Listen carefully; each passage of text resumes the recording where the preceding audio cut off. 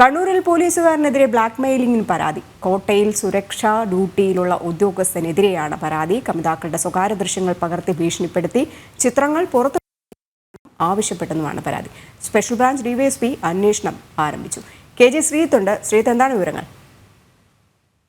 രജനി, കണ്ണൂർ ജില്ലയിലെ പ്രധാനപ്പെട്ട ടൂറിസം കേന്ദ്രമായ കണ്ണൂർ കോട്ടയിൽ ഡ്യൂട്ടിയിലുള്ള പോലീസുകാരനെതിരെയാണ് ഇത്തരത്തിൽ പരാതി ഉയർന്നിരിക്കുന്നത്. ഇവിടെ എത്തുന്ന കമിതാക്കളുടെയും അതോടൊപ്പം തന്നെ സുഹൃത്തുക്കളുടെയും എല്ലാം സ്വകാര്യ ദൃശ്യങ്ങൾ ഈ പോലീസുകാരൻ പകർത്തുന്നത് പതിവാണ്. അതിനുശേഷമായിരിക്കും ഈ സ്വകാര്യ ദൃശ്യങ്ങൾ പകർത്തിയ ഇയാൾ അതിനുശേഷം ഈ ആൾക്കാരിൽ നിന്നും, ഈ കമിതാക്കളിൽ നിന്നും തന്ത്രപൂർവ്വം നമ്പറുകൾ കൈപ്പറ്റുകയും പിന്നീട് ദിവസങ്ങൾക്ക് ശേഷം ഈ നമ്പറുകളിലേക്ക് ഈ ദൃശ്യങ്ങൾ അയച്ചു കൊടുക്കുകയാണ് പതിവ്.